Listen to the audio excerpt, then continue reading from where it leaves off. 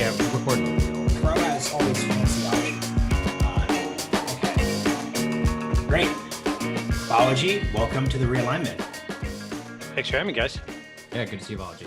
So there's a million things we could talk about you with, but I think what we're going to focus on first is this idea of decentralizing media, because obviously you had a bit of an interesting Twitter discussion, shall we say, about the New York Times, and obviously we could sort of focus on the personalities, but I think the thing that makes actually an interesting conversation point is it's clearly about something bigger. It's about like a bigger set of ideas and conflicts within East Coast media and Silicon Valley. So it'd be great to sort of see where's your thinking at on all these topics. Yeah, so I have a tweet actually from last year where I said mainstream media, then social media, then decentralized media. And that means decentralized reporting, sourcing, hosting, distribution, payments, bounties, predictions, reputation, verification, consensus, and truth. Okay, that's a ton of stuff right there. That's a PhD thesis, right? But let me kind of so that's like a bunch of keywords. I can drill into each of them, and I will do that. But at a high level, let me kind of describe one way that I and really other folks in tech think about this nowadays, because the like a lot of the concerns and things I've said on social media are by no means limited to me. They're something that really a lot of folks in the global tech community have been thinking about for some time. Just to also level set, actually, an interesting point. Just a day or two ago, the New York Times announced a new CEO, and Meredith Levine, and she seems extremely well qualified and so on. There's an interesting interview in The Information, which talked to her. And you know what her vision for the New York Times was? Tech company. A tech company. Tech company. That's exactly right. Right. And with music downloads and movies and films and so on, sort of like a Netflix, Spotify, Apple News-ish combo. Though of course the news is where their first party starts. And in a sense, this is like the path not taken. In the year 2000, there's sort of a fork where tech folks, Yahoo tried to become a media company and it didn't work. Right. For a number of reasons. They had Community. They actually had a bunch of shows. They had a bunch of shows. Yeah. It turned out that was like the infrastructure era of the internet, and people were mainly interested in tools, and it just wasn't ready at that time. Or maybe the personnel. Sometimes you have an Elon, they can pull the future 10 years earlier. SpaceX and Tesla are still ahead of their time, and you were even further ahead when he started them, right? Or actually, he didn't start Tesla, but when he invested in it. But point being that an entire generation of tech companies saw the lesson of Yahoo that essentially you can't be a media company and a tech company, and they just built pure tools, right? So that's Google, obviously, but then it's also Facebook, which called itself a social utility, right?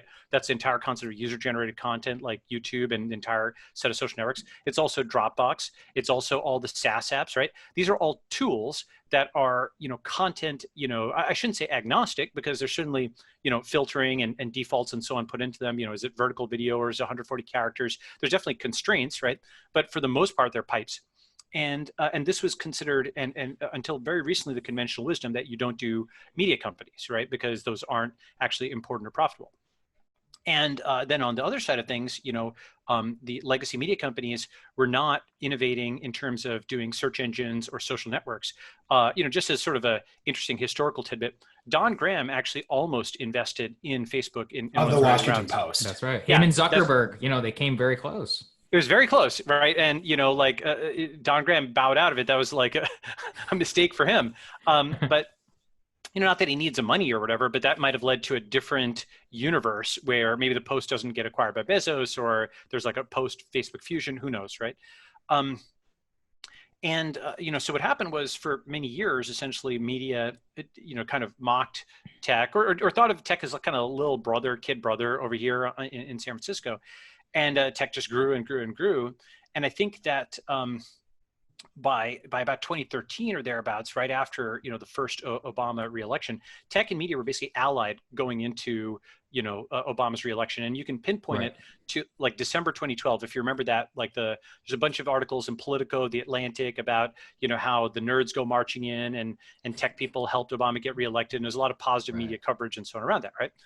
And you can date the the Silico bureaucrat split, the West East Coast split, to basically like about 4 months later, when post Obama's reelection, there was now a conflict between the East Coast and the West Coast, where East Coast folks sort of woke up out of their reverie and realized that for the last 4 years, these tech folks who they had kind of thought of as just just another constituency had now just risen up to such an extent and taken all of their ad revenue, especially Google and Facebook.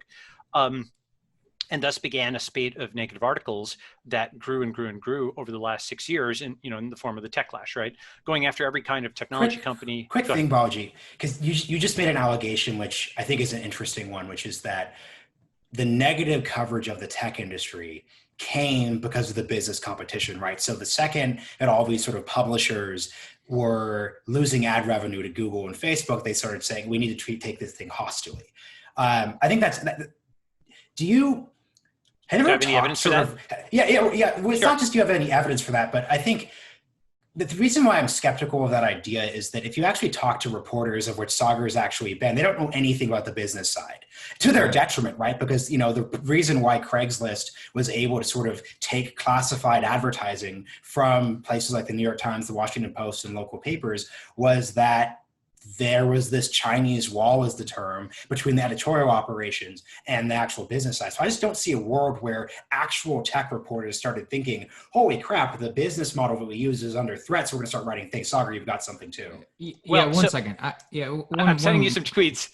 Okay, we're looking. Okay. All right. Put this on the screen, Jamie, or however Rogan says it, right? Budget isn't there yet, unfortunately. All right. Yeah, right.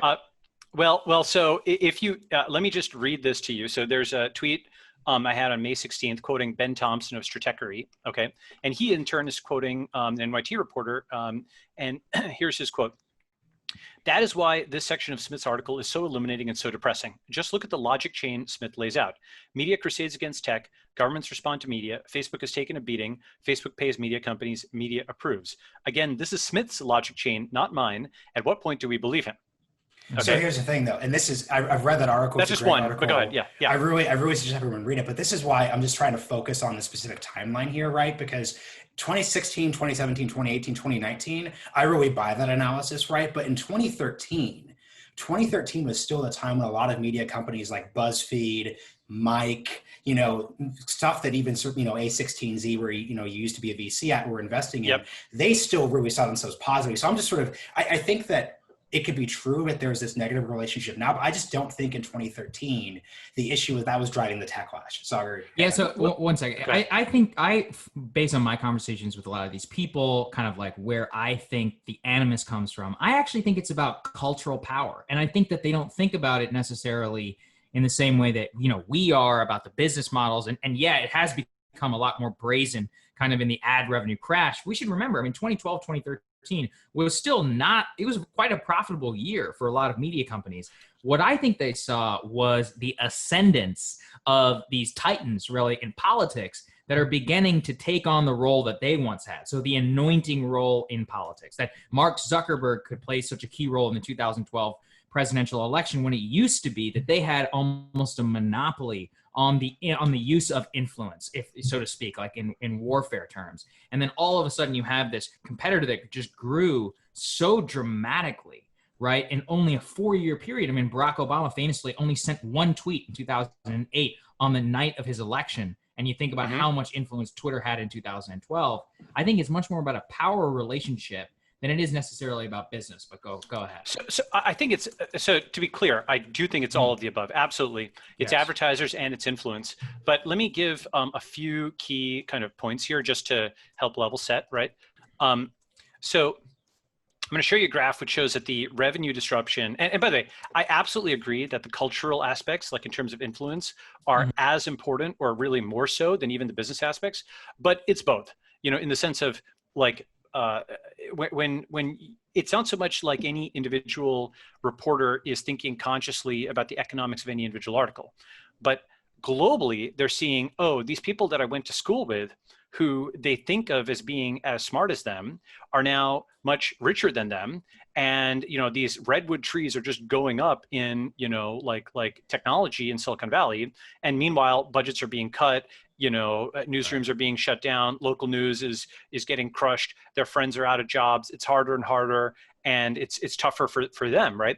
And so there's an economic squeeze there that's happening. It's not so much about any individual line item. It's just the kind of global perspective of, oh, our industry is shrinking and these folks is expanding. Now, of course, the question of, oh, are they smart or whatever? Like, this is something where you're not going to get you're going to get lots of different opinions on this. But certainly one concept is, if you have somebody who's 6 feet and stands next to Steph Curry. I think Steph Curry is 6 feet. Actually, what's his actual height? Is he 6 feet? Is he 6'3"? And we really need Jamie to get us with these facts here. Yeah. Okay. So he is. He's 6'3". He's 6'3". Okay, fine. All right. Yeah. So let's say you have a 6'3" person who stands next to Steph Curry.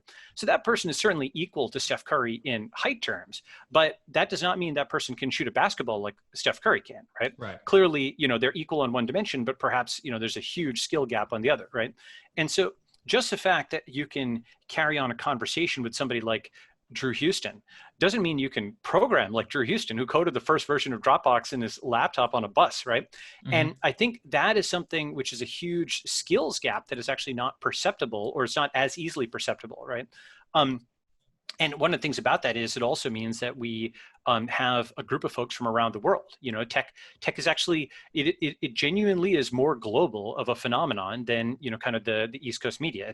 It's much less nepotistic. Nobody inherited Google or Facebook, that wasn't given to you. It wasn't handed down, right? Someone almost inherited WeWork, but that's the one exception. There's exceptions, right? But basically, it's, I can name a few people who are second generation venture capitalists, for example, but it's pretty unusual, actually. Relatively speaking, most of these folks are first gen. They really are new money, right? Whereas on the East Coast, people are impressed by, the so-and-so family, and without naming a particular family, like inherited wealth is actually impressive there, and it's completely unimpressive in in tech, right, on the West Coast, right? So that's kind of a third dimension, is a culture clash, right? It is influence, it is it is advertising revenue, but it's also culture, where in many ways actually tech is like a fork of the East Coast. How like a long time ago Yale was like a fork of Harvard. These seminarians went and they kind of forked it, right? If you go and look at the kinds of folks who are leaders in tech, right? Obviously Gates, left Harvard, right? Steve Jobs dropped out of college. Zuckerberg left. Mark Andreessen left. Larry and Sergey left, Stanford, right? And, you look at the folks who are predominant, and, Peter Thiel, he did graduate, but he abandoned the track of going and becoming a jurist, at the Supreme Court. Paul Graham, Harvard grad, but he also abandoned the East Coast. If you look at the folks, and this includes, by the way, more recent things like, Daphne Kohler and Andrew Ng, who left Stanford to go and do Coursera, Sebastian Thrun, who left to go and do the self-driving car. What you're essentially seeing is that folks who in another life would have been academics, jurists, in some cases journalists. For example, Mike Moritz, famously left and journalism to go to Sequoia. More recently, a bunch of journalists have become VCs, right? So folks who would have been academics, who would have been jurists, like Peter Thiel, who would have been journalists, who would have been actually nowadays activists, like somebody like Moxie Marlinspike, who does Signal, would very much have been like and he arguably still is. He's an activist, but he uses technology. Yeah. Exactly, that's right. But he uses technology to encrypt, right? So you have something where there's definitely a common thing there, right? There's a common thing of folks who work with letters and numbers, who stare at a screen all day, who are fundamentally intellectually driven. One of the reasons that I think tech people can make a lot of money is they actually don't really care about it. In the sense of, if you're offered $1 million, who cares? $10 million, who cares, right? It's only like when you start to get to like really scientific notation numbers that you're like, okay, maybe I will take these winnings and then I'll plow that into Mars, right? Or I'll plow that into something bigger. Let me take a pit stop here and go for it.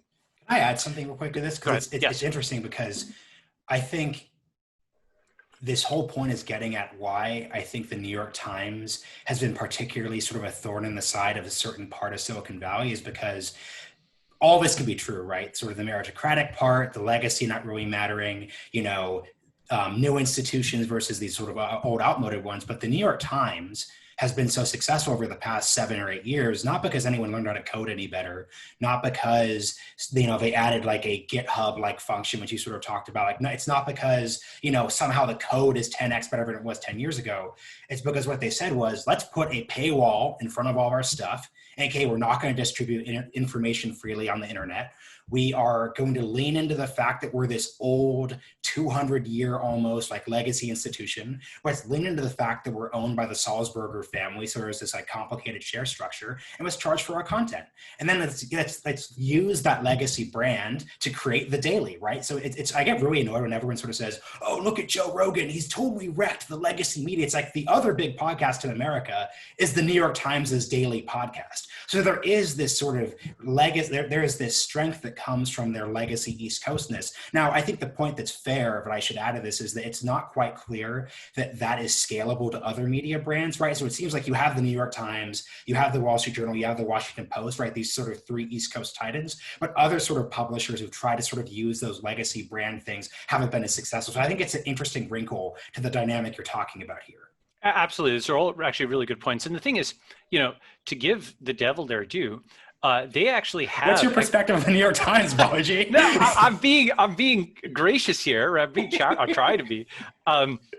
No, to give them their due, like they were actually in very dire straits in the early 2010s, and people were talking about, hey, are they going to sell just like the Graham sold the Post, I believe, to Bezos. Actually, were they the owners at the times they sold? Yeah, I don't remember 2013. That's right. Yeah. Okay. Yeah. So around that time, there's a fork in history where, had Steve Jobs not died, or, Zuck might have bought the Times in 2011, right? That's a branch in history, which we don't know, and in many ways their turnaround of the Times, a big part of it obviously is, I don't know if you've seen the graph, it almost exactly corresponds to Trump's election, where their subscriber base just goes vertical like this, yes. right?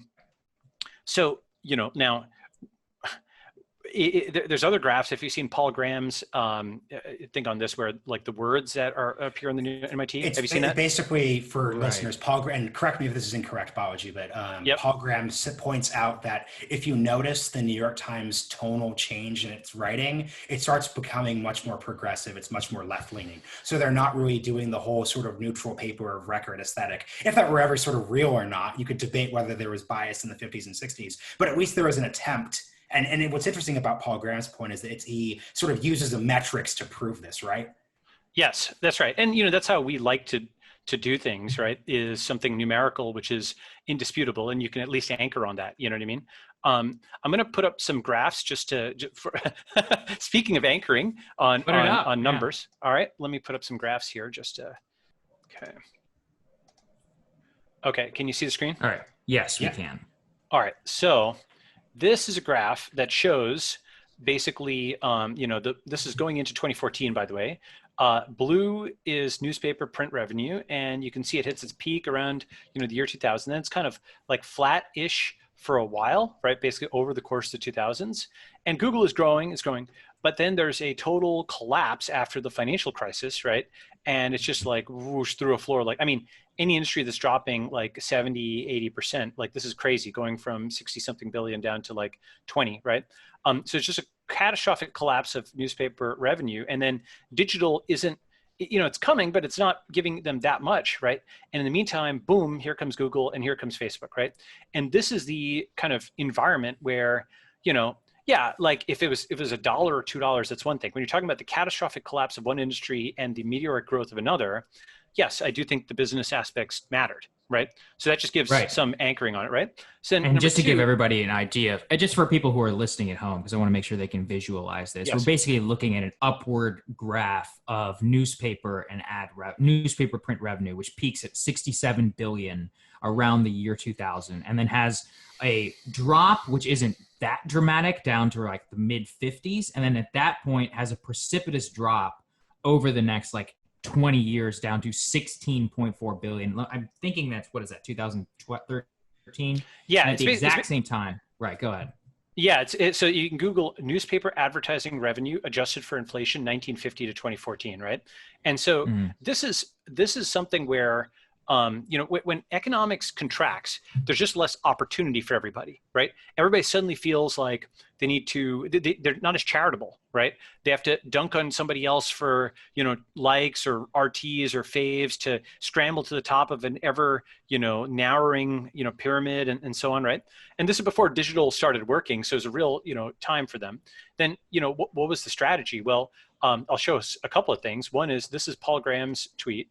Okay.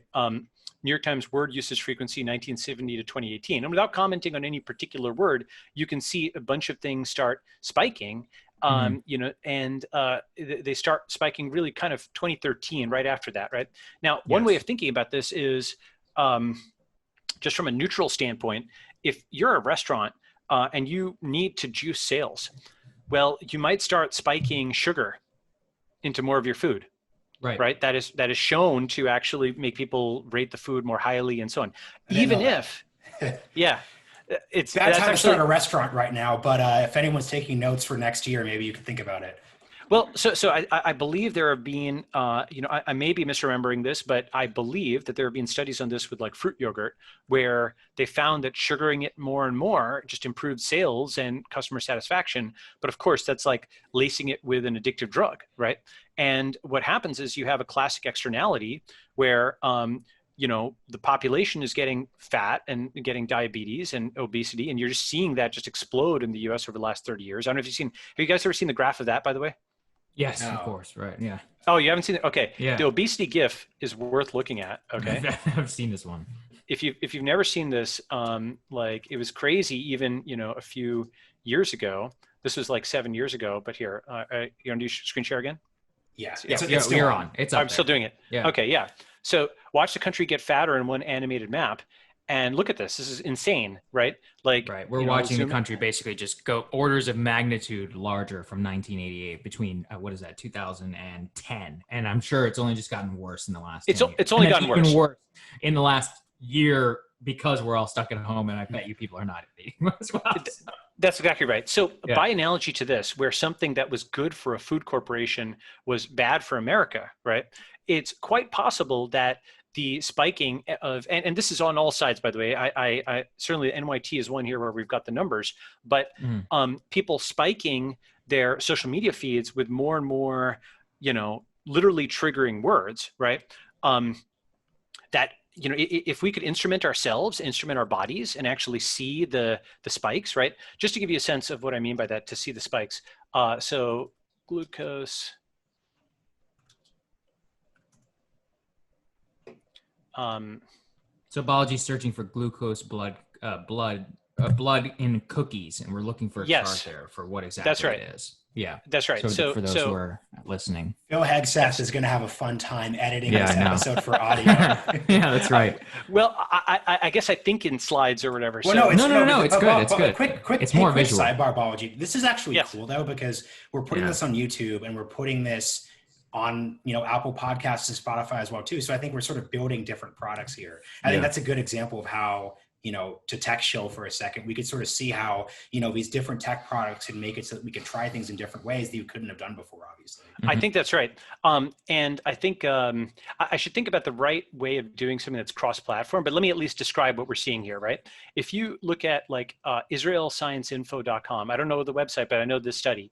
It's reproducing a study from Iran Segal and company, which basically shows, you know, you can give different people bananas and cookies and watch their blood glucose visibly spike and then come down over time.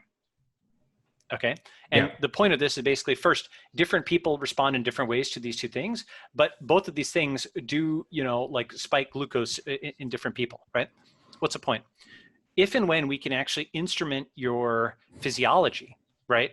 Which I think you can actually. There's folks who are measuring dopamine and so on, but if we can get even better at it, like really looking at your emotions, your fight or flight response and so on, I have a feeling that it's going to show that the combination of social media and legacy media over the last 6 years is just like an addictive thing, just like sugar, where we're just juicing ourselves every day with these trigger words and situations, you know, people fighting, people screaming at each other, etc. And it's addictive in a weird way, just like sugar is, but it's bad for you.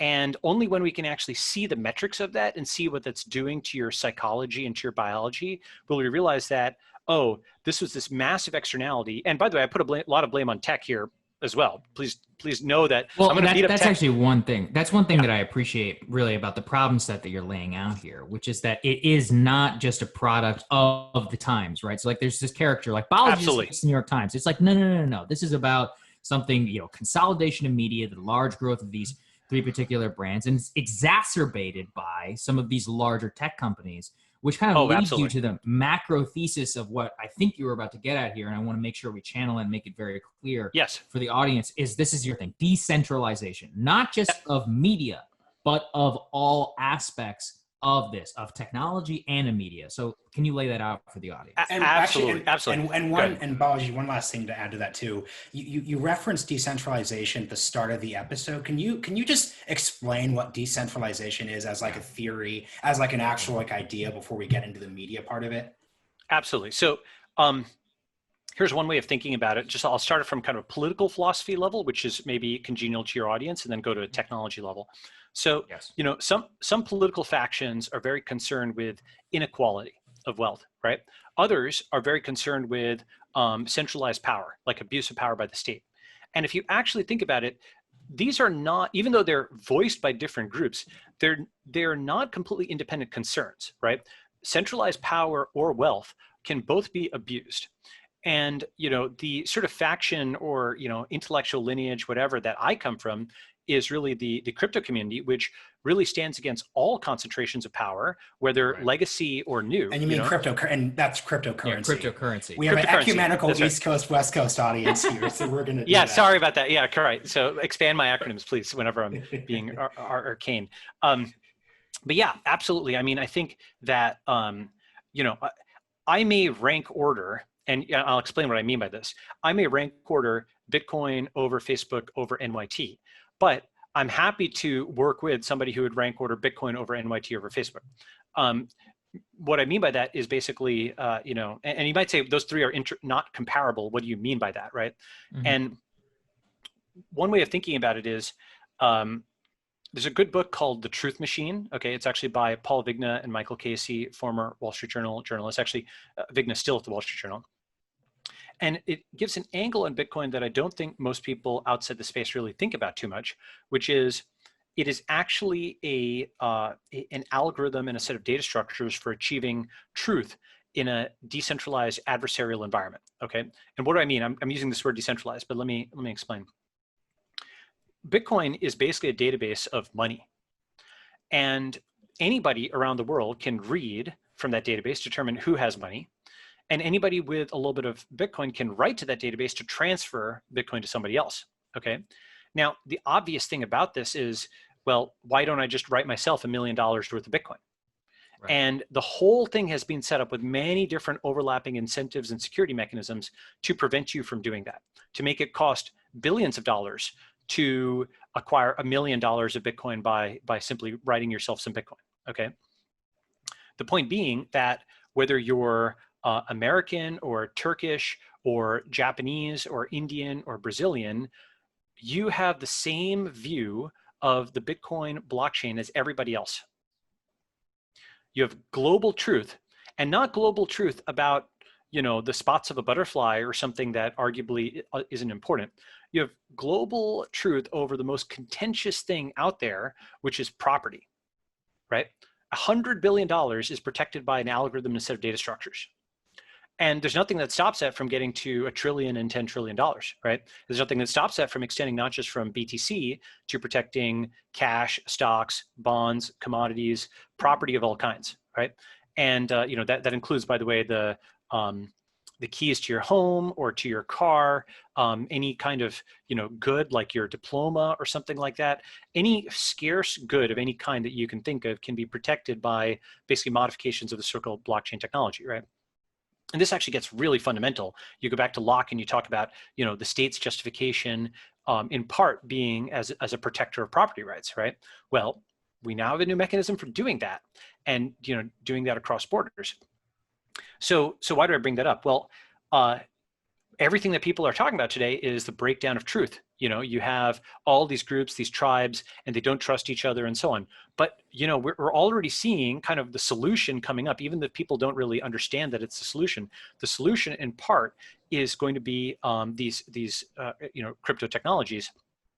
And more specifically, let me describe kind of one vision of where I see this decentralized media future, and then I'll attack it from a different direction.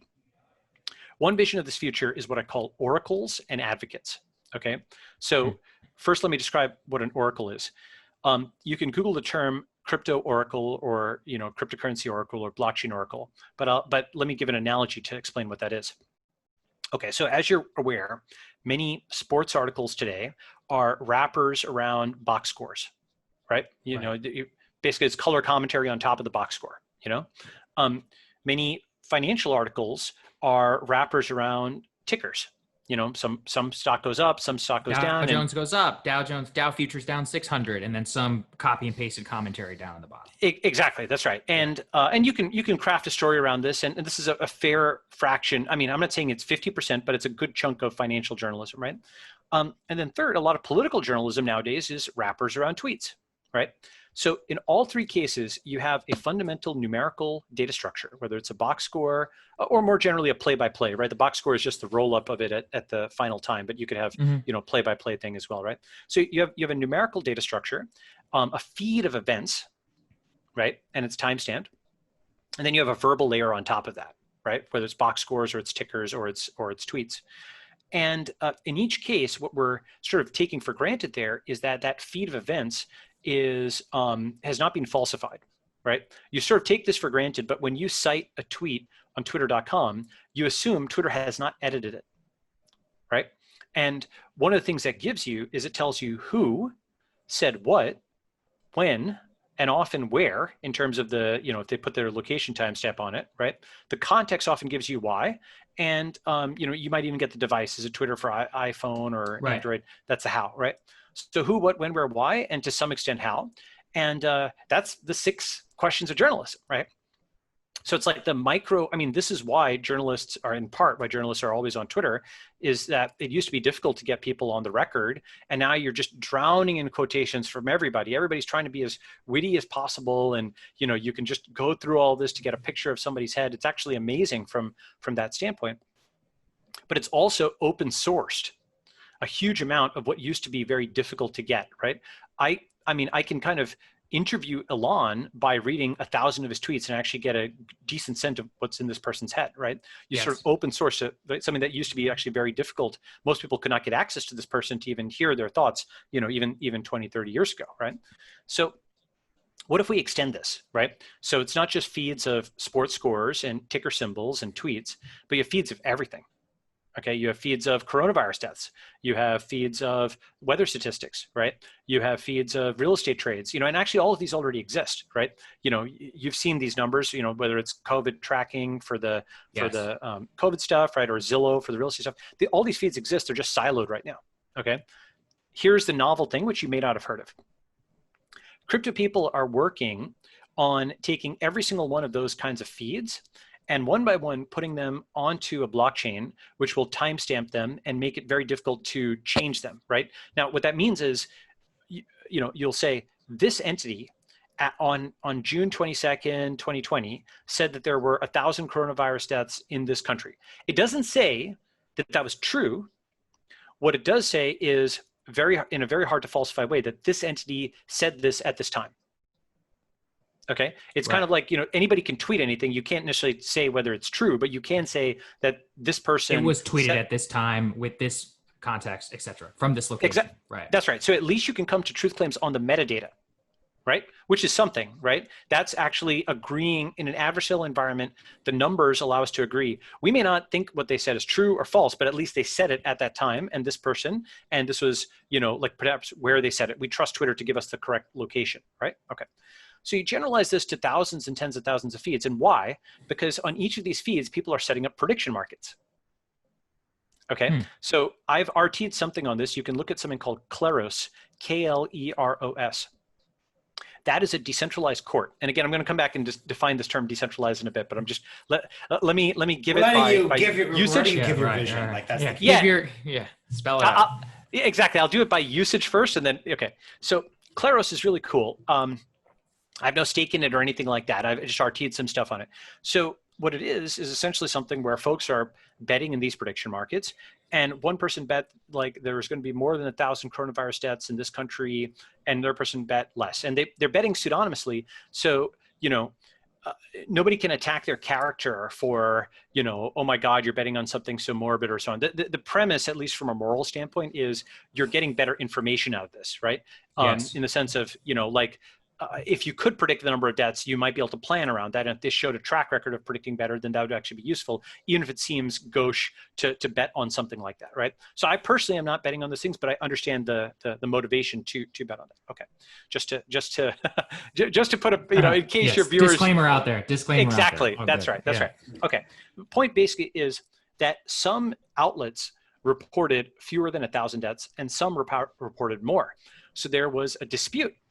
And that dispute is being actually resolved by a decentralized court where both sides are making their case as to which outlets should be trusted, okay? And you now have a meta layer of education over the raw facts that are going into news reports and so on around the world, right? And what is incentivizing that education and that micro scrutiny of individual numbers, which are really important, by the way, right? Those numbers often just go without dispute into all kinds of things. And then people go back and find out, oh, there's a bug or an error here. Whenever you've diligenced anything, you've probably found something like that, right? Right. So now we actually have a market mechanism to diligence raw numbers of all these different feeds in the world, because basically people are doing a Kentucky Derby-like betting ring on them, right? And now what this does, by the way, if you've ever heard of the concept of futarchy, right? And like prediction markets for predicting the future, this actually turns it on its head, where you may or may not get signal out of the prediction markets, but where you do get signal is from the raw facts and the feed, right? Even if the prediction markets themselves are not that great in terms of forecasting the future, the debates and the fights over them are actually useful for adjudicating what was true at that time, for basically getting these cryptographic feeds. Even if prediction markets themselves are break even, these feeds are extraordinarily valuable in their own right because they give you digital history. Right. Let me pause. Let me jump in there just a bit, because this presumes, I think, that the central problem in our media, in the New York Times and all this, is objective truth, right? Like objectively verifiable deaths. And there's massive benefit, absolutely, to having a market mechanism which can determine the objective number of people that have now died from COVID-19. But the issue that I think that you have, I have, Marshall has, and with much of our media coverage today, is more about subjective matters, right? So it's about the framing of a headline about Uber versus the framing of a headline about, let's say, a different company, about Johnson & Johnson, which is not a tech company, about the way that we cover something. And I want to, bring in Noam Chomsky, who I think is one of the most apt observers on the media. We wrote this, so many decades ago. Manufacturing consent, right? Manufacturing consent. So to just summarize the quote, essentially what he said was, what they choose not to show you is actually more important than what they choose to show you. Now, I don't know how a blockchain mechanisms could basically correct for a subjective bias in the way that we cover. So how is that factoring into your dissent? Go ahead. And I just want to build on that real quick, Balaji, because I think this stuff is really interesting. I think it's key to sort of define the problem, right? So like let's pretend that, we're launching a startup here and we're trying to identify a problem that we're trying to solve in media. You said earlier that the problem in that there's a problem with truth in media. I think that I sort of disagree with that, in the sense that I don't think the media lies too much about objective things very often. And oftentimes, if there is an incorrect fact that's verifiable, it's quickly corrected. Now, there are narratives that are complicated, right? So like you yourself have seen the issue of people saying it's just the flu, and then like they don't correct the record afterwards. But I put that in the category of sort of subjective truth. But for example, if I were to write in, let's say Sagar and I launched like the Realignment publication, if we were to write one day, 10 people in DC died of coronavirus, but it turns out after the fact it's revealed that it was 20 people, we'll go back and fix that. And that's always sort of dealt with. The bigger issue, though, that I sort of see in media is that people don't trust the Realignment publication at all, right? Like the issue in media is that you don't trust Recode. It's not that you don't think that Recode is literally lying about coronavirus death numbers. It's just that you think that Recode and Kara Swisher and the broader sort of Vox set of people are dishonest and aggressive and hate tech. That's not something a blockchain is going to. Well, that's a big organization, but go ahead. Oh, yeah. The idea of Recode. I'll give you. I'm not alluding that like the broader thing there. Which here is like COVID deaths, right? COVID deaths is an objective. Okay. I got to respond because I've got a bunch of things on the stats from what you guys said. Okay. Yeah, please. Yeah. I'm saving mine. Mine. Person, man, woman, car, TV. Okay. I just got to. All right. So, okay. So basically, let me respond first to Sagar's and then to Marshall's. Okay. So who cares about facts, right? Raw facts. Well, first, the New York Times markets itself as the truth, capital T. That is their marketing campaign, right? This is also why they're disincentivized to run corrections, because every correction is kind of backing down, right? The same pathology, by the way, it's not unique to them. It's also found in academia, where a retraction or a correction is a black mark on your CV. This is very distinct from, for example, in the open source community, where if you have public issues, then that's a sign of a healthy project, right? Like edits and so on are like supposed Wikipedia and those sort of places. Yeah. yeah, exactly. Like a heavily edited thing is often a signal of a project's health, not its frailty, right? It shows it can accommodate error, it can update, and so on and so forth, right? So number one is they definitely do market themselves as the capital T truth. And indeed, a significant part of their influence comes from people looking at them as, quote, the highest source of truth. Just a recent example is this whole UFO thing, right? Even folks who I like were like, well, maybe it's now true because the New York Times said it. And I was like, there's been a lot of gel man amnesia. Have you heard that term? No, go ahead. Oh, you haven't? Okay, that's a term you should. I'm gonna quote it to you. Okay. If this has never been on your show, Gentleman Amnesia by Michael Crichton, right? Who's now, the late Michael Crichton, famous author, Yes. right? Jurassic Park. Yeah. Yep. So briefly stated, the Gentleman Amnesia effect is as follows. You open the newspaper to an article on some subject you know well. In Murray Gell-Mann's case, physics. Murray Gell-Mann was a Nobel laureate in physics. In mine, meaning Michael Crichton's, show business. You read the article and see the journalist has absolutely no understanding of either the facts or the issues. Often the article is so wrong, it actually presents the story backward, reversing cause and effect. I call these the wet streets cause rain stories. Papers full of them. In any case, you read with exasperation or amusement the multiple errors in a story and then turn the page to national or international affairs and read as if the rest of the newspaper was somehow more accurate about Palestine than the baloney you just read. You turn the page and forget what you know. So now the critical thing is here, that opening sentence. You open the newspaper to an article on some subject you know well, okay? So he's not just trashing, journalists for the sake of trashing.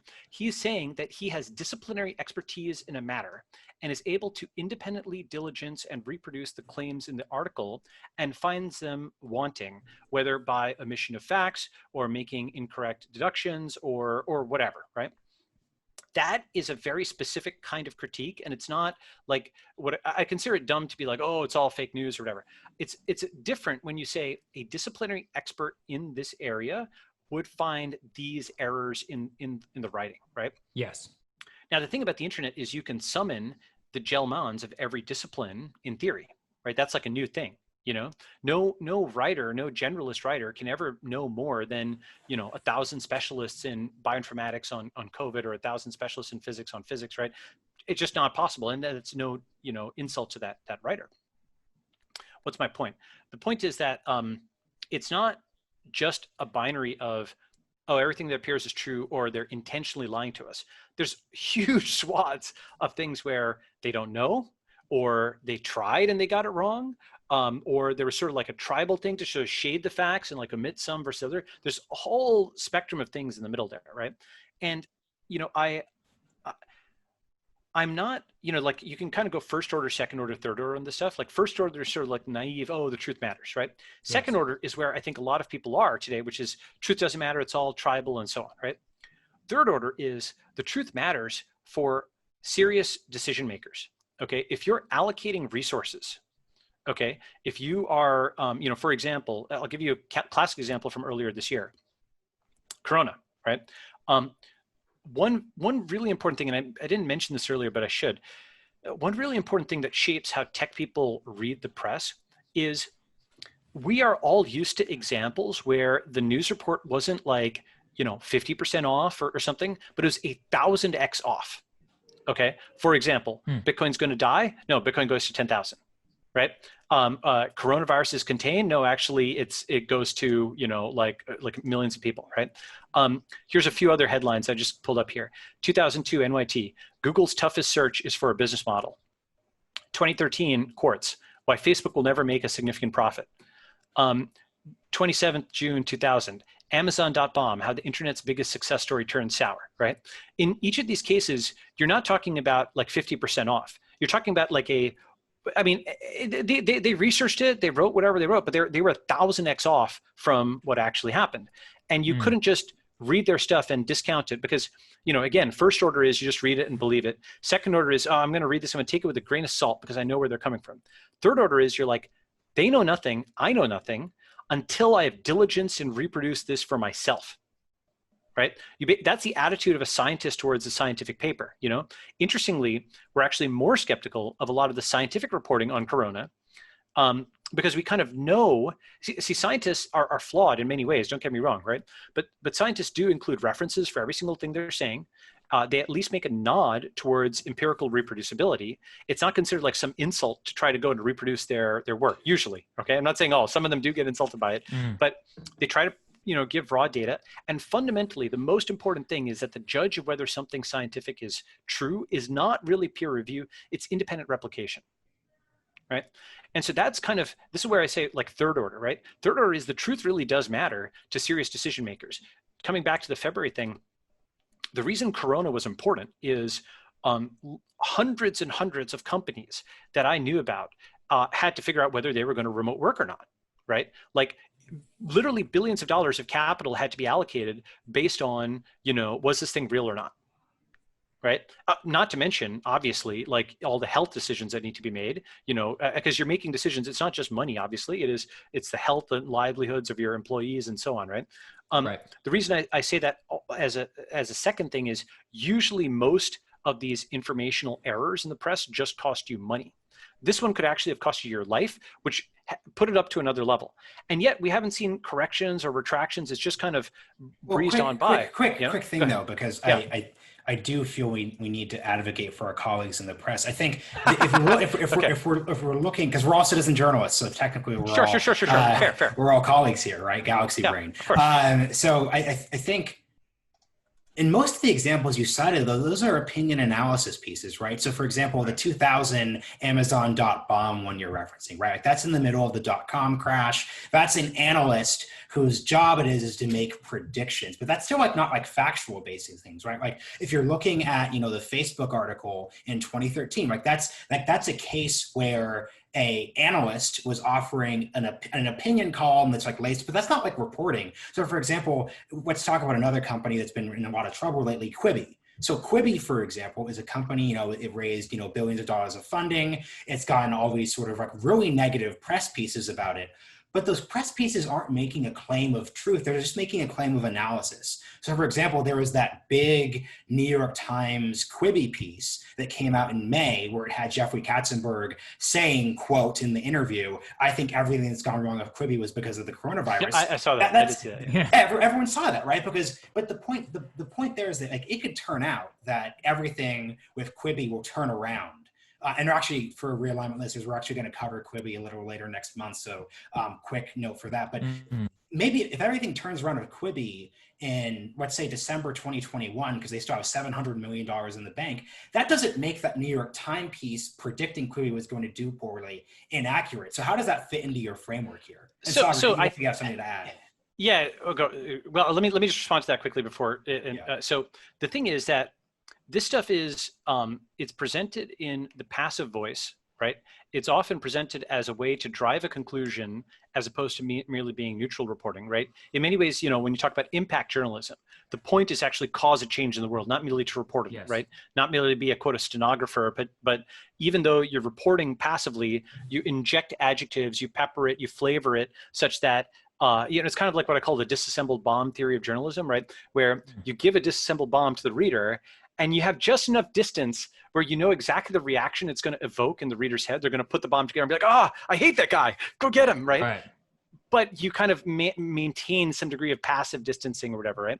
And I think, that's one aspect where many of these articles were written by people who wanted these companies to fail. They weren't just, like neutral observers or whatever. They're trying to drive an outcome.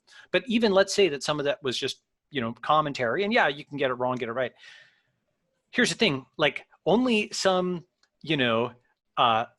crazy guy who goes and does the research 8 years later or 7 years later and it's like, see, they were wrong. That's their accountability mechanism. It's only us blowing them up. Apology. Yeah, exactly. It's only some lunatic, like me or whatever, right? Who would do that. Because VCs are kept accountable, angel investors, you're kept accountable by your portfolio. The problem here is you get the clicks today and the reputational cost 7 years later, who remembers that you said Facebook would never make a profit, right? Sure. Facebook took the damage then, you got the clicks then, but there's nothing catches up with you, right? So that's another externality. It's like, like putting the dopamine, juicing things into the feed. It is something where, especially if you're marketing yourself as the truth, like again, it's a totally different thing if it's like, oh, this is just a comment by some person, right? When you're like the truth, you need to actually hold oneself accountable, right? Okay, go ahead. Yes. Sorry, you were gonna say. Well, so I think that's a very important point, but kind of what I was getting at earlier about omission was about, let's take the perfect example of the riots or the protests and all that, plus coronavirus. You basically had public health experts and the papers and many others just completely obfuscate that there could have been any relationship whatsoever between that and a spike in coronavirus deaths. In what way and decentralization made it so that, yeah, even on Twitter, all of that, we can all go out and tweet and be like, this is ridiculous, hypocrisy, etc. But that doesn't mean that we can force the organs with mass influence in this country, CNN, New York Times, MSNBC, to acknowledge that, right? So if we can't get these people to acknowledge or to even report verifiable facts, and then even then to bring on somebody like an expert who's willing to say that, again, it's a sin of omission and of framing rather than a sin of not reporting the increase. So like right now, they're like, oh, coronavirus deaths are out of control and X, Y, and Z, and it's all because of governors reopening. And I think that there's a lot to be said about that. But I haven't seen even the same amount of accountability as you're saying for the protest movement and much of that. So how does that fit into a verifiable blockchain framework? So I'm going to come to that, but one thing I want to do is, I want to praise. There were you're absolutely right. I think generally there were some folks, Connor at the Atlantic, Alexis and Robinson Meyer, the Atlantic, Dan Diamond at Politico. They did point out that, of course, you need masks. Of course, you need all this other stuff, but you also need to avoid large gatherings. And coronavirus doesn't care how righteous your cause is; it will spread there, right? And like clockwork, the spike happened basically like about 3 weeks later. And so it's this thing where there were some folks who were smart and courageous, and they put out the right content. The problem is that message isn't getting amplified. Right, the incentive structure isn't there. Like society's signal amplification mechanism is broken. In tech, basically, if you make a right bet that is against the grain, but it's really right, you're rewarded 1,000x. Right. That's the theory of venture capital, and angel investment, all those things. I mean, look, it doesn't always work. I mean, that's the ideal. Like that's the point that's the business bet. Right. That's the ideal. And it's that's funny right. though, because in media, just quickly, it's like if you make the wrong call on the Iraq war, or you make the wrong call on many of these other things in DC, you get rewarded for it. These people are now MSNBC contributors. These people are now people who are very famous. And if you were a dissenting voice, by and large, you're not more famous as a result. So clearly that system is broken. That's exactly right. And I think and just to like build on that, because I see Balaji have a couple. I think Sagar, I think that's like so interesting. But by the way, though. And this is where we get into sort of like making decentralized media more real for people. There actually is a system that's emerging which can reward people for being right. So like, let's think of like Matt Taibbi, right? So like Matt Taibbi is someone who is very aggressive on pushing back against the worst excesses of like Rachel Maddow, Russiagate crap. Just like the worst MSNBC, clickbait, cable news, really bad faith, like just stuff that's totally incorrect. In the past, it would have been unclear that he could sort of be rewarded for that. But now because of Substack, what he can do is he can leave the Rolling Stone. I know he still does his podcast at Rolling Stone, but he could create a Substack and charge money that's very, very marketed towards, hey, I'm this left guy who tells it like it is, who's going to sort of be rewarded for that. So that's something that if you were someone on the left or the right who critiqued sort of the rush to the Iraq war in 2003, there is no way that you could be financially, you could do a blog, but like that wasn't monetizable to the same degree. So I think that's a good example. We're seeing this with, Andrew Sullivan, Mike Yashamunk. There's this whole cohort of Substack people who in previous eras would have been stuck in these big centralized institutions. But this goes to your point about the decentralized model. They can now do that. So I know that's something you're very supportive of. Absolutely. I mean, and actually, it's funny. Decentralized media is a term that you can slice from about 15 different directions. And I may, include like a bunch of mini essays on this because it's kind of a rich concept. But one of them is exactly what you're talking about, where you basically, you take apart a media corporation and you have the top folks there. Once they are all individual personal media corporations, right, their own voice, that's a fusion of the concept of media corporation and the concept of an influencer, right? The personal media corporation. Substack is like V1 of that. Then we're going to start getting dynamic newspapers, like basically like combinations of these individuals, pulled together.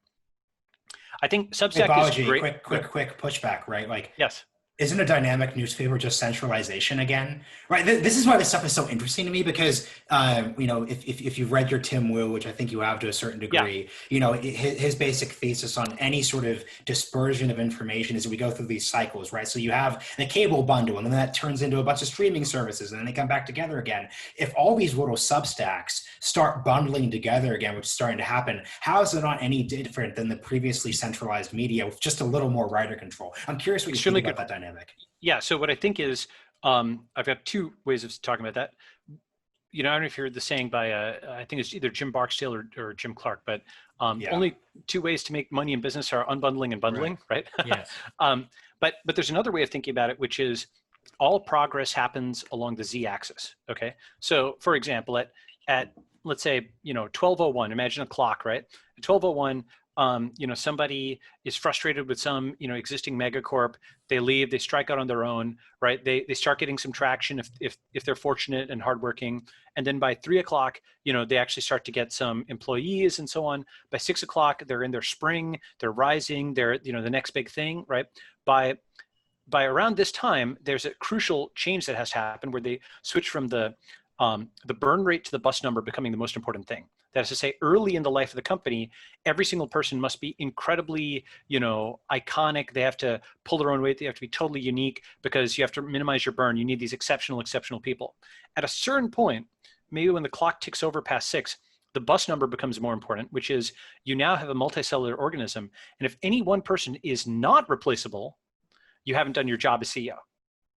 That's a huge shift where you go from recruiting a team of totally irreplaceable people to once you have a stable business model that's really throwing out the cash, you have to switch it to a bus number model because now if you have 200 people and any one of them leaving will kill the company, you're actually not doing your job. So you have to move to kind of a bureaucratization, an impersonalization of the company where you put more into processes, more into code. You start taking away individual initiative to make the organism more robust. This transition is not one that most people see unless they've actually been a manager that's gone through this cycle, right? What that results in is that by around 9 p.m., you have an organization that started to get bureaucratic. It started to become, deadening of human initiative. And then by about 12 o'clock, someone leaves and goes and does their new thing, right? Now, that's like an interesting cycle of life, sort of thing. And you might say, well, did we land up where we came? But I think one way of thinking about that is you have, Fairchild Semiconductor, and then you have like, the Trader Estate. Actually, maybe I'm getting that wrong historically, but did Fairchild precede? You had a semiconductor company, and then you had the Trader Estate come out of that, and then you had more companies come out of that, and so on. So it's like a corkscrew turning up, right? Even though it didn't happen quite this way, it wasn't like the founders of one company came from the next, but you did have, for example, the founder of Salesforce came out of Oracle, right? Yeah. And then founders of other companies have come out of Salesforce. And you have this corkscrew where it's like IBM and then Microsoft, right, and Apple. And then you have Google, and then you have Facebook, and then you have, I think, crypto, which is actually what's coming after Facebook. Most people don't really see that yet. But each turn, you're actually progressing, even if it seems like you've come back in the same spot. So that's my answer to you, Marshall. Is you do actually overall make progress, even if it seems like a loop. So I just want, before, Balaji, we asked people for sort of questions they wanted to ask you before we did this. Everyone wants your thoughts on geopolitics in India. Before we transition there, I just want to do my last word on this topic. I want to make a prediction that hopefully in 5 years we can debate on post-blockchain. What I think is going to happen with all these newsletters or individual writers are they're going to go out on their own. People are going to discover pretty quickly, but it's actually super hard to build a business by oneself because, decentralization has certain advantages, but centralization has certain other advantages, right? Sort of the editor, the marketing people. Sagar and I love this quote where a newsletter writer, Jacob Donnelly, pointed out that when he created his newsletter, which is very excellent, by the way, 3/4 of the work he does is actually marketing. It's not even the writing part. Right. So there's going to be people who are going to come in and say, hey, like, guess what, Jacob, we'll handle your marketing. You just write all day. So what I think is going to happen is the New York Times, as they've already been doing in other verticals. So for example, they just bought Serial this week, who created Serial. They're buying other things. I think they're going to start acquiring newsletters. So that's how the re-centralization process is going to go. They're going to offer people much more sort of editorial control. But I really just think that that's how this sort of cycle is going to sort of go, which is that we're going to see all these decentralized things get picked back up into sort of centralized places. And that's how that cycle is going to sort of go. Perhaps. I think it's quite possible that they'll acquire newsletters and so on. They acquired this podcast. However, I do think there's something really important here, which is if you're a writer at a publication and you're part of the mainstream and your primary currency is your reputation among your peers, right? Then, there's a very strong pressure to hew to the orthodoxy because you might lose your job, you might lose your opportunities for promotion, and so on and so forth. In fact, the incentive is not to stick out too much and just to laugh at the same jokes and perform the same ironic detachment that Freddie de Boer had in his awesome essay that he took off his website. Did you guys see that? No. I didn't. No. Okay, it was actually really funny. Basically, I'll quote it to you. I'll find it while we're talking. But he actually took it down, but it's still there. If you, it's about like the immovable object versus the ironized thing. Basically, it points out that most folks in media just make ironic jokes all day and all night to each other, and they're just performing for their peers, and they don't actually believe in anything anymore. Whereas he's like, tech people. True. Right? Okay. He's like, you just described blue check Twitter in DC and New York. I was like, it's all literally all in-group signaling. It's all about in-group signaling. It's all in-group signaling, right? Whereas, and he correctly observes, and I give him credit for observing this, even if he's like, by his own nostrums, he says he's a communist or whatever, right? By his own declarations, right? So, he, even though he says that, he is at least perceptive enough to know that, nostrum's not the right word, whatever. He's perceptive enough to know that Silicon Valley believes in something, right? He says it might be California ideology plus the blockchain, but they believe in something, right? And that actually gives them strength, and that's true. But coming back to this thing about the orthodoxy aspect, essentially, when you have folks who can't step out of line, they can't step out of line, not just on Twitter, they can't step out of line in their writing. They all have to echo the same thing. And it's all just 100 rehashes of basically the same narrative. The big advantage of Substack, and then really you want to get your own domain and have your own newsletter at your own domain, because Substack is great, but it's an intermediate step towards that. The big advantage of that is nobody can censor you. And in fact, and this is critical, you have to acquire subscribers from everybody else. So you must stand out. That is completely new, right? That's an incentive for uniqueness in writing, and what I think will happen is, some of these things, because, there has been essentially a monopoly in the community. One way of putting it is, even though there's different media outlets, there's Vox and Recode, well, Recode is part of Vox, but Vice and BuzzFeed and whatever, right? NYT, that is one community. Right, folks go and work at each other's companies. Williamsburg, Brooklyn specifically. Exactly, it's headquartered in Brooklyn, right? In the same way that tech. Quick note: Sagar lived in Brooklyn, so we need to be very honest about our own biases. I was originally I came from New York, so I do know something of the culture, right? So tech is also like that, where you've got A16Z and you've got like Google and you've got these different companies, and there's a flow of people between them. You usually know somebody who knows somebody who's at one of these companies. It is a community, just like media is a community, and they're increasingly disjoint, right, in some ways, because they're not just separated coastally, but mostly culturally. And of course, it's not entirely geographical, but maybe that's just a good mental way of thinking about it. What's my point?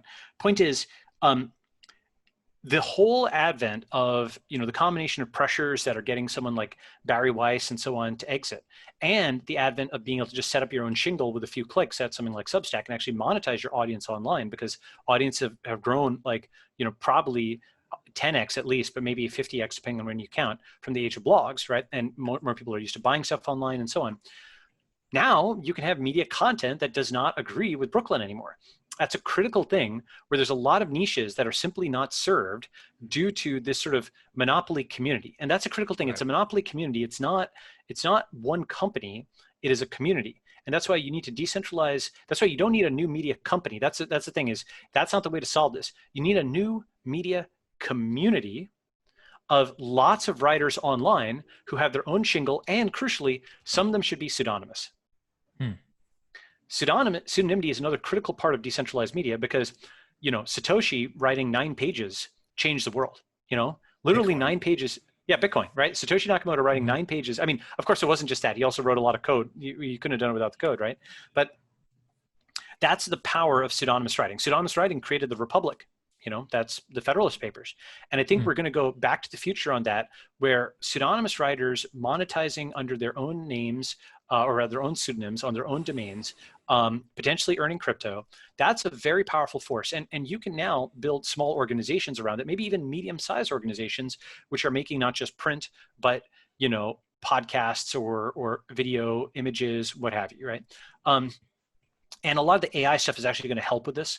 Now you can get avatars that, look like whoever you want. So you can adopt a pseudonym and nobody even knows it's a pseudonym. It's so realistic. You can give photos of yourself in different poses. Okay. You can speak in one voice into a podcast and, sound like, anybody you want on the other side. Right. That's coming very soon. That's like the next few years.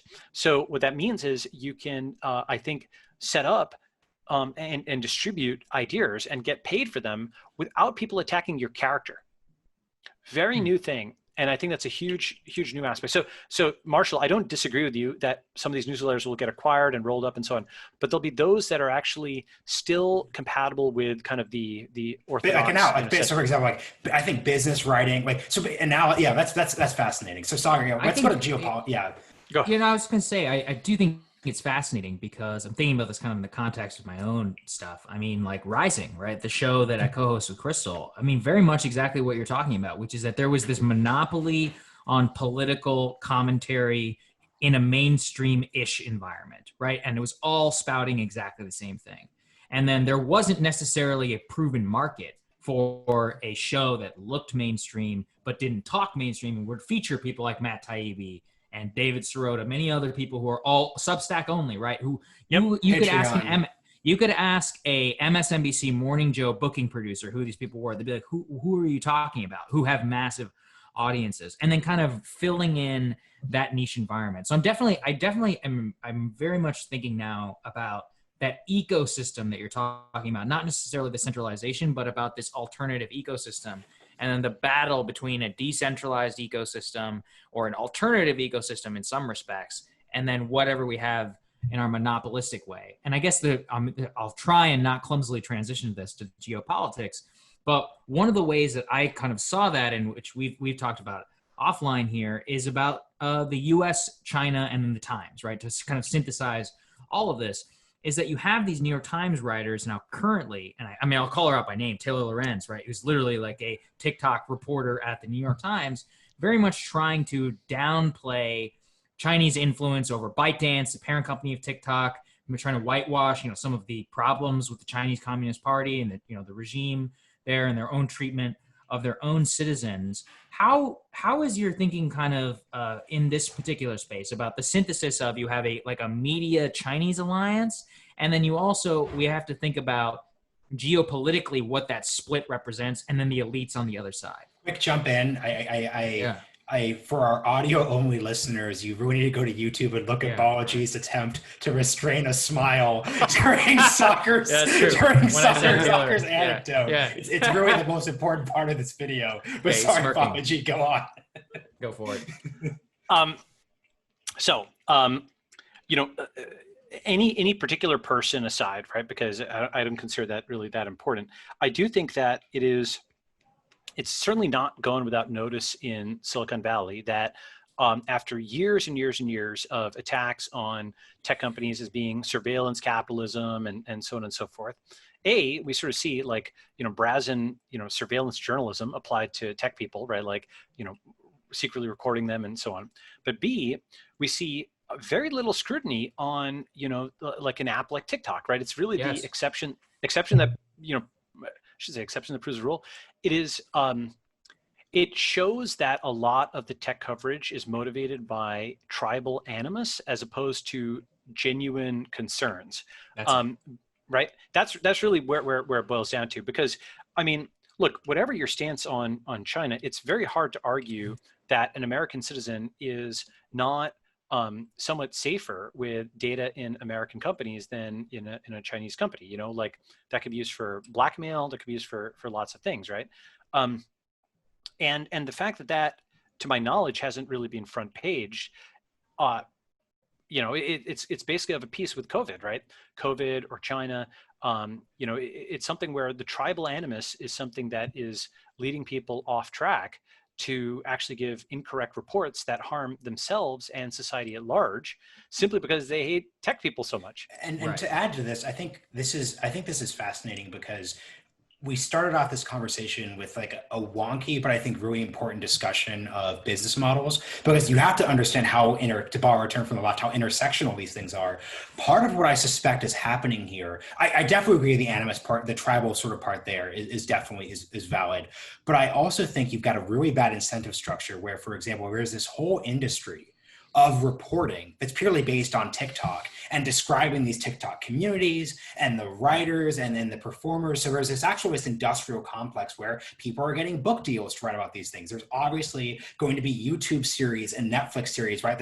Another thing the New York Times is amazing at is creating TV shows and documentaries out of this sort of content. It's all like vertically integrated products. There's exactly. There's going to be Exactly. So I think what you're sort of seeing is a replication of the bad incentives that existed during the 1990s. I've only read about this, so I can't comment, but you sort of had a lot of tech press that was way too positive about sort of tech. So they would write all of this. They were the tech writers who were covering all these new companies like pets.com and PetSmart. Diapers.com. And like Home Grocer, if anyone wants like a 1999 throwback. So they were writing all these laudatory pieces about this new market because they were rewarded for those pieces, right? Like they got more coverage and they had a more important beat within the paper. And then they often would create their own internet companies themselves, right? So like, Jim Cramer, he had thestreet.com, right? Which is where he was talking as a stock analyst, but he also had a venture funded media publication. So obviously he's not going to say, hey guys, real talk, everyone's taking on too much money. This bubble's overinflated and we're all going to lose our shirts next year. So I just think that exact situation is happening with TikTok too. And that if you're the TikTok reporter at the Washington Post, New York Times, or any other sort of East Coast publication, you have the hippest, the coolest beat, and you're obviously not going to spend your time saying, hey, by the way, guys, this could super not be chill. I think this really toxic business model, tribal cocktail, which is really dangerous. It's a good example. Yeah. I mean, one thing, so actually it's an interesting point. Like I've also heard this, that, the coverage is really positive. Now you should expect it to get negative. I mean, there's something to that maybe, but here's the thing. Let me give an analogy maybe from a different angle. Every venture capitalist and angel investor, when you're talking to a founder or a new entrepreneur and they are thinking about building a business on Facebook or Twitter or something like that, you'll say, look, you can do it, but realize that the platform may well turn on you if you become successful enough, and by that, what I mean is, for example, Meerkat a few years ago just got the legs, kicked out from it. What was it? Yeah, what was it? I don't even know what it was. Yeah, it was a video sharing. Sorry. Yeah, exactly. It was basically like, if I recall correctly, it was a Periscope competitor that was going viral on Twitter, and Twitter just shut down its API access and just acquired Periscope, right? And this was something where this has happened to many other companies that were dependent on the Facebook or Twitter or other feeds. Is these are powerful companies that will absolutely just yank it out from under you, right? Now, basically live by the sword, die by the sword. If you rely upon social media companies for your distribution, then you can get crushed when they yank that from you. And now here's the thing. The same thing extends to media corporations. If you rely upon media corporations for your reputation, and that's how you reached your people, then they can yank it from you at their pleasure, right? You serve at their pleasure.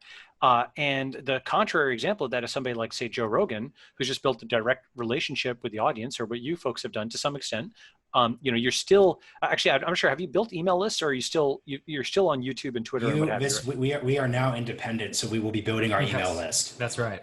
Awesome. Okay, great. Yeah. So basically, platforming. Wait, Balaji, we're like, actually, Balaji, we're 100% on YouTube. We're only doing Facebook. Actually, we're entirely beholden to all of the big tech. No, I'm joking. Yeah. No, but it's actually a real thing, right? This is actually something that will drive decentralization. It really almost has nothing to do with political content. It's simply that your commercial interests may not be aligned with this gigantic corporation, right? And I'm not saying it has nothing to do with politics, but rather that's not the primary motivation anymore. Whatever your political leanings, you should know that your interests may be disaligned with this gigantic mega corporation. They may decide to quash you like a bug. They may downrank you in the feed for their own reasons. They may have a bug themselves and get hacked. Lots of stuff, which is why you need to kind of have your own thing, right? Not to say you can't use them, but you just can't be completely dependent on them. And that extends to both social media and media corporations, right? And I want to actually bring this into like bookend our conversation because we're nearing the end. But this is actually an important. I have so much more. Go. Yeah, no, it's great. This is actually the longest we've ever taped. So we are experimenting with our audience's tolerance for our big-brained thoughts. For our musings. So to the conflict between media and journalism, and the tech companies, that's why the year 2017 is a very important year, because what you had happen in 2015, 2016 is a lot of media companies that were venture funded built their entire business model on Facebook, on Google, right? So like if you're Mike, for example, if we were pitching you when you were at A16Z in 2014, let's say we're doing the Mike company, we said, hey, look, here's the deal. All these millennials, these young people, they love Facebook. They don't read the newspaper anymore. We're going to build this platform that's going to get so good at creating content that gets shared on Facebook, but it's just going to blow up. Right. So we're going to make shows with Facebook. We're doing, BuzzFeed told the same story. But what happened though is these companies built themselves on the back of Facebook and Google with search engine optimization. And then when Facebook said, hey, wait a second, it turns out that our viewers don't actually like watching video, so we're going to cut our video deals. Or when they said, hey, like it turns out that like after the 2016 election, we should be optimizing for friends and family content rather than just clickbait BS. A lot of companies lost their shirt. So I think that was something that I think I'm contradicting myself earlier when I said that reporters don't really see the business side things. I think when reporters, AKA a lot of young up and coming ones who were very sort of New York Acela saw their companies literally go bankrupt or get sold for pennies when they raised over $70 million. In the case of Mike, I think that did create a very antagonistic relationship. I think there is a set of reporters who would say to themselves, Mark Zuckerberg, Sheryl Sandberg, and the Facebook, news team destroyed our business, and there is some antagonism there. And that's something that people openly will say. Yeah, and by the way, I think that was very much a tactical and strategic error for them to do that. Facebook or the companies? Well, actually, I guess both, right? But basically, like I think from an ethical standpoint, Facebook, the thing is, when Facebook screws tech companies like that, which it did a lot, tech companies would kind of just grimace, but then they would, get back in the ring with a different company or something like that, right? You mean like a founder, right? So like you would like your company blows up and you do something new. Is that what you're saying? Yeah. Your company's killed by Facebook. You may not like it, but on their hand, you're like, well, you know what? Zuck may buy my next company someday. It's still the same ecosystem, right? There's 1,000 ex-Facebook people who might fund my stuff. So all right, fine. This really sucked, but I'm going to be, suck it up and be positive some. And maybe the next one I do, I disrupt Facebook, right? Which has happened, right? There's a lot of folks who have had valuable enough things that they've had to pay for it, right? So like the animus, this is what's called a revenge business. Have you heard that term? No. Mm-hmm. Yeah. So when you have animus, because there's definitely fights that happen in tech, no question about it, right? But the way that's channeled typically is you build a revenge business, which, and I should say typically, but let's say the best way of doing it, where you're like, oh God, that guy sucks so much, that person sucks so much, I'm going to show the world that we can do it better. I'll give you two examples that are actually public examples that I'm familiar with, A16Z and AngelList, and actually also Travis Kalanick's either second or his third company. So Kalanick, I'll just give them in reverse order. Kalanick had done a company which got killed by This was the CEO of Uber. Former CEO of Uber, right? Yes, former CEO of Uber, right? He had done, one of his first companies was something that was like a file sharing thing. That got killed by record labels suing it out of business. So he's like, you know what? In my second business, I'm going to make them pay me.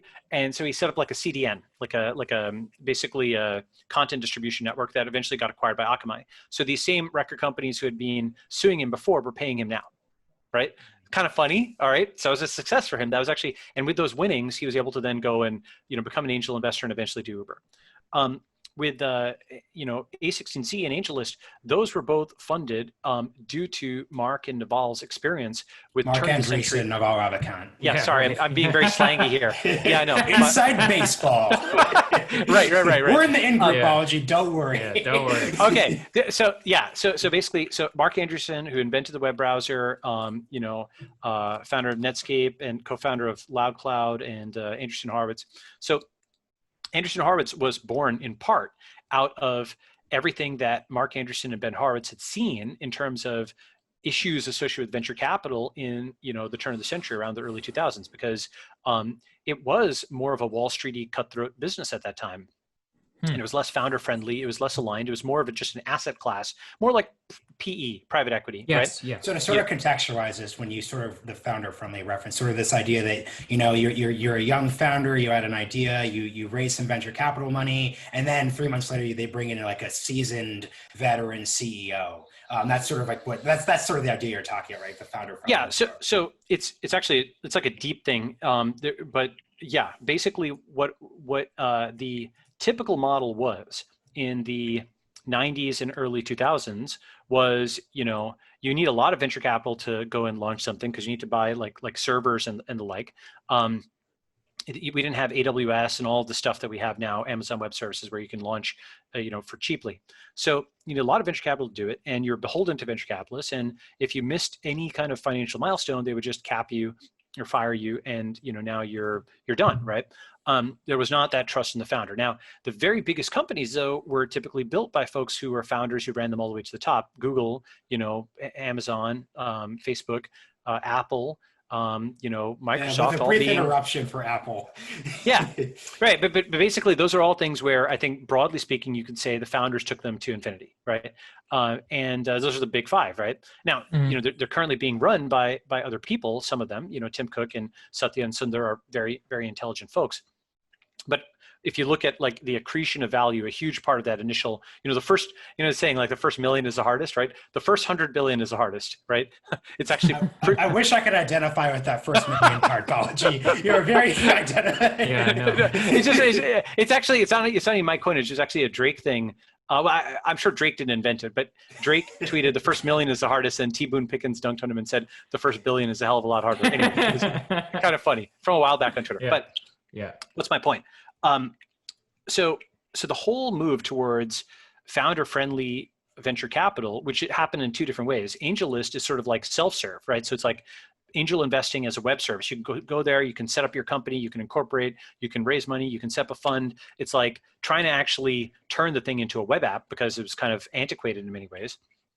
That's one model. The other model is the A16Z model, where you basically say, look, to the founder, it's going to be hard. You're going to have to learn to go from an engineer or a scientist to become a CEO, and you're going to have to learn management skills. We're here to help you, and we're here to level you up, and we're here to network you into our community. And we're going to give you a lot of rope so that you can screw up and just fix it, right? And here's a bunch of things to do, and we're going to kind of avert our eyes at times or whatever, but go get them, because you have the passion, you understand how to operate. You're the technical founder. It's easier to train a technical founder to be the CEO.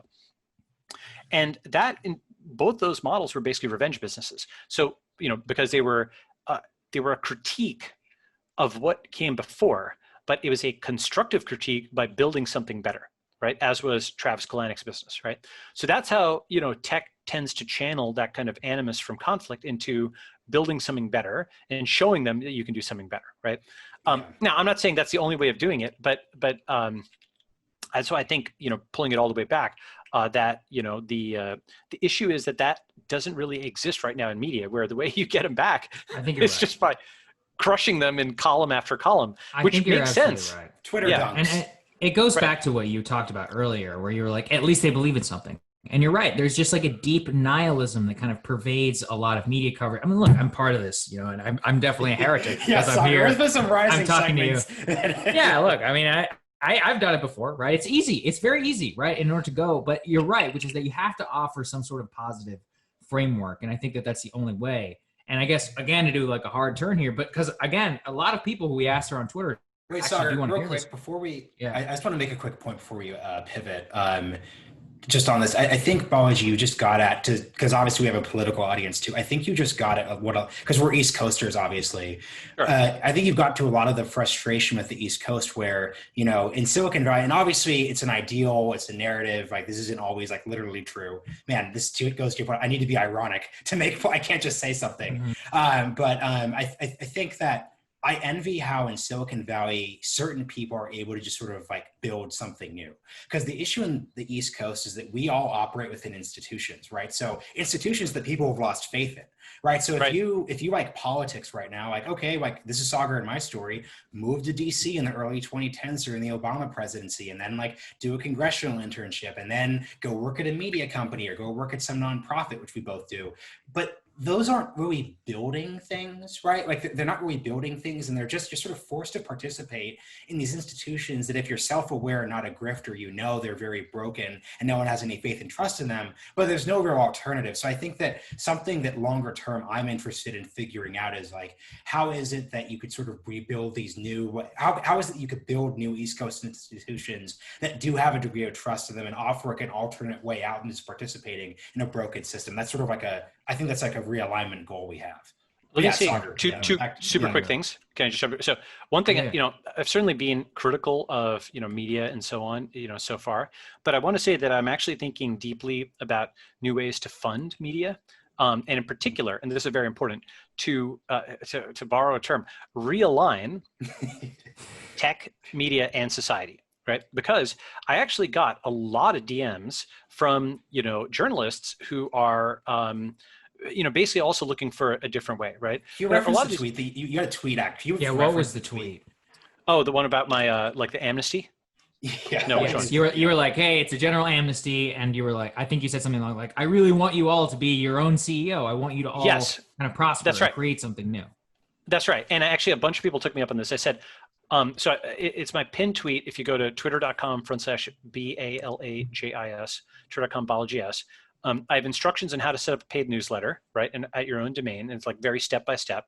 And then one of the things I said was, also, if you're an employee of a media corporation, you may not realize this, but I really do want you to be CEO of your own publication. So consider this a general amnesty for all past flame wars. Specifically, if you have issues with setting up your paid newsletter, DM and I'll help. And you'd be amazed at how many people I basically just did tech support for over the last week. I'm not gonna, divulge anybody's confidence. Don't name names, right? But it's like on the order of like 10 to 15 people, right? And that's actually kind of a lot, right? And it's and they definitely sent it around to their friends and colleagues because, I do believe it is possible to, tech and media were actually aligned going into 2012. And, that exact, configuration may not be recoverable, but I definitely do think it's possible to realign tech and media if we start thinking about, and here may be where I'm not sure if I'm differing from you or if I'm similar or what have you, but I'll put out something that I've been, doing a little bit of writing towards, and there'll be much more of it. Essentially, what I believe is that we need to take a step back in tech and talk less about the tech industry and the valuations and talk more about the technology and our values.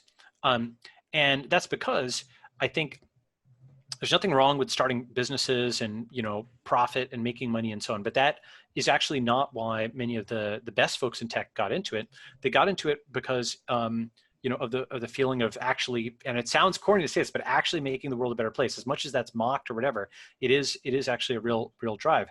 And one of the things I've been thinking a lot about is, the purpose of technology, right? So I put up an essay on this on my site, but and you can see the logic there.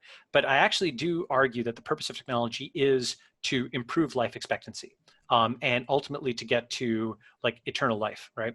And why did I say that? Well, that obviously incorporates 100 different health breakthroughs from wearables to glucose monitoring to some of the new technologies that are showing aging reversal. But it's more than just the technology. It's also the sense that we're actually doing something to benefit humanity. It's not just a video game or an app. As much as I like those things, that should not be the core of what we're doing. What we should be doing is actually focusing on, let's call it transhuman technologies. And then, that is to say, it's reversing aging, it's restoring hearing. This is possible. I've got some links in this post on this. It's restoring sight with bionic eyes. This is also possible. This is stuff that you frankly probably haven't heard of. It sounds like miracles or sci-fi, but it's actually out there. It's in production. It's in patients. I'm not saying it's at millions of patients now, but it's not at zero anymore. And it's actually something that's possible to do. Sometimes it's a small organism, sometimes it's in a few patients in a clinic, but we should have saturation coverage of this stuff, and we should talk about it, and we should fund it, and we should start rolling folks from Wall Street or whatever into this kind of thing, as opposed to optimizing a video game, right? And even more broadly, it's not just transhumanism, but it's Mars, right? It is, fusion energy to stop climate change. It's self-driving cars to reduce traffic fatalities. It's genetic testing and, at-home diagnosis to stop COVID. We need to start making the emotional case for technology. And we need to start basically building a group of what I call technological progressives that are just really unapologetic activists for a better future. This is the kind of thing where I think we can fund it. This is actually a place where I feel, I'm not saying everybody in traditional media, but I think a good chunk of them will kind of, snap, together on this with us, because we're actually going after the same problems they're talking about, but we're doing it through, this is critical, through the mechanism of technology rather than politics. Right? Yeah, and this, yeah, right. This goes to the kind of what I was talking about earlier, that synthesis of where there's a deep nihilism that doesn't allow anybody to really buy into. And whenever that nihilism pervades the popular culture and the main organ kind of politics, media, and critical thinking, that it can do a lot of damage. And that's what I was saying. One of the things that I've always found most interesting about you and what you're talking about here with technological progressivism is it does give you something to believe in. It gives a positivist structure of which you can use a media company, or you can use a personality, or you can use your coverage to go towards that goal. So let's talk about then, how do you align those two things? So we've talked about the media, decentralized media. Now we've talked also about, I think, there's a general shared consensus that there's a kind of a leftist progressive view, which is antithetical to a lot of what we believe in, and much more. So if our positivist structure is to be a technological progressivism, what do we need to build in terms of an ecosystem in order to gain that? So this is actually where it kind of snaps back to decentralized media. If you go and you look at good job, Balaji. Yeah, Thank you. Good. Corkscrew. Good. Right, exactly. So it actually all coheres. It's a lot of concepts. Yeah. We're not crazy. We had a purpose here. Thank you. Yeah, and I probably should make some kind of mind map concept thing or whatever on my site at some point. Hopefully by the time this episode is up, people can go to balajis.com and see some, some essays on decentralized media. That's balajis.com. balajis.com. Okay. All right. We'll put it in the show notes too. There you go. Yeah. How does this actually relate to decentralized media? Well, we want media which is it's international. So that is to say, it's not just American, but it's it's Canadian, and it's Israeli, and it's Indian, and it's Japanese, and it's Brazilian. It's accessible to people around the world, and it's a positive vision of what America stood for. It's basically like the West Coast vision of America. It's founding, it's pioneering, it's starting something new, it's building something from scratch, it's tinkering in your garage, it's investing in people, and it's helping them, and this is critical, become richer than you.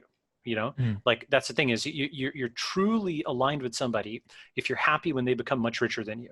You put in $25,000 into their company, they become, a multimillionaire, and you get, a few $100,000 out of it. You're actually happy for them and happy for yourself. Like that doesn't always happen, but even if it's a Subway sandwich and you invest 25K and you get back 50K, but that person's become much richer, you're happy, right? So that set of mores is it's linked very closely. It's inextricable from the kind of setting this new direction of progress. It's the values that underpin the valuations, and that's one of the big things about why I think we need to build this decentralized media ecosystem. Is we need coverage of things that are frankly ignored, like the fact that you can reverse aging in mice. that should be front page news. Everybody should know about that. Like, that shouldn't be a surprise to you. That happened actually a while ago. The fact that we've got potential treatments for deafness or for sight, the fact that flying cars are starting to work, the fact that fusion energy is starting to work, that supersonic aircraft are coming back. Like, there's actually, it's not, and this is very important, it's not just like, oh, why aren't we reporting the good news? It's actually like, this is the vector of societal progress that removes scarcity from the world, that, you know, feeds the hungry and cures the sick. And this is where resource allocation should go. And what precedes resource allocation is attention. You know, like, it is literally raising awareness, right? So I think we need to kind of fuse aspects of different movements here. And, you know, I've got some ideas on how one can actually make the folks who are writing, and it's not just writing, by the way, it's obviously podcasts and images and memes, but it's also movies. And I think that's like maybe like the highest form in some sense, right? It doesn't have to be full feature films. Maybe it eventually gets there. But one of my goals is a Netflix original library's worth of content for technological progressives, inspirational content for technological progressives, meaning you can literally just watch that and only that for the rest of your life. And you'll just see more and more awesome stuff and get psyched up, and it'll take you directly into the technical tutorials to go and start something in that area, right? Just to kind of motivate this and say why, you know, focus on that. Well, even dystopian sci-fi is inspiring. For example, the Kinect, you know, it's like a motion tracking device that Microsoft made. You probably are aware of it. The Xbox, that was, yeah, for the Xbox, but now it's like a standalone thing. That was inspired by Minority Report. And Bill Gates's, you know, like really low-cost decentralized toilets that don't require central plumbing. That was inspired by an article he saw by Nicholas Kristof. And, you know, there are a number of folks in tech who were inspired by, you know, some frame in a movie, you know, some cool thing, and then they tried to actually go and make that into reality, right? And this is true even when the movie frame is dystopian. You know, it's Terminator, oh my God, you know, artificial intelligence is going to kill us all, that kind of thing. You know, there's still like a coolness to it, you know, and people are like, hey, could I actually do that in real life? You know, not kill everybody, obviously, but like, you know, make an autonomous robot, right? There's like a cool aspect to it. And I think it is possible to sort of, you know, reverse the polarities and go and start making, if not utopian sci-fi with a different cast to it. For example, if you go and watch the original Ghostbusters, the good guys are the scientists, and the bad guys are the regulators that are trying to stop them from deploying their ghost-busting technology. Right. So this flips the normal, you know, storyline for in a dystopian sci-fi thing. The implicit frame is that the present is idyllic and the future is worse, right? The reverse of that is something where there's a conflict and the present is turned bad, right? Or the present is bad, and you're trying to make the future better, but you're being stopped by somebody, right? And just like you could take that first storyline and just map that into 1,000 dystopian, you know, movies, you could take the second storyline and map that into 1,000 triumphal or heroic movies where you manage to get the innovation through despite all these people fighting you. And that's frankly how, you know, a lot of tech actually goes, you know. And the thing is that folks at the end of the day, they'll be thankful that the innovation got through. I mean, one example of this, by the way, you may not be aware of, the human genome. You know, that was actually something which was fought tooth and nail by a bunch of scientists. They wanted to stop the funding of it. Now, this wasn't in the tech industry. It wasn't, you know, Silicon Valley that was funding. It was government funding. But it was mavericks within, you know, the government that were trying to push this through. They were attacked left and right by all kinds of people. And then 10 or 15 years later, all the folks who attacked them have either pretended they never attacked, or they're like, oh, I was wrong, very subtly, or they just adopt a new thing, you know, and they don't ever talk about it, right? So you push through against this opposition, and then even the person who opposed you benefits from it at the end. That's actually also a positive sum vision. You know, it's not like, oh, crush your enemy. It's actually like, oh, your enemy is actually converted, and that's actually even better, you know? So what I appreciate about this episode, because we're at our wrap time, apologies, that this is actually probably one of our first Realignment episodes that's ended on a positive note.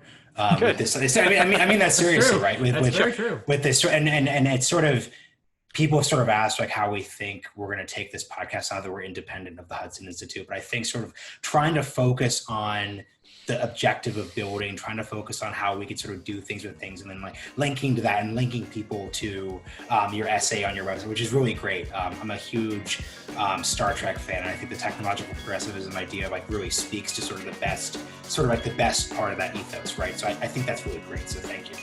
Yeah, seriously. Awesome. Balaji, thank you so much. We really appreciate it. Great. Glad to have you.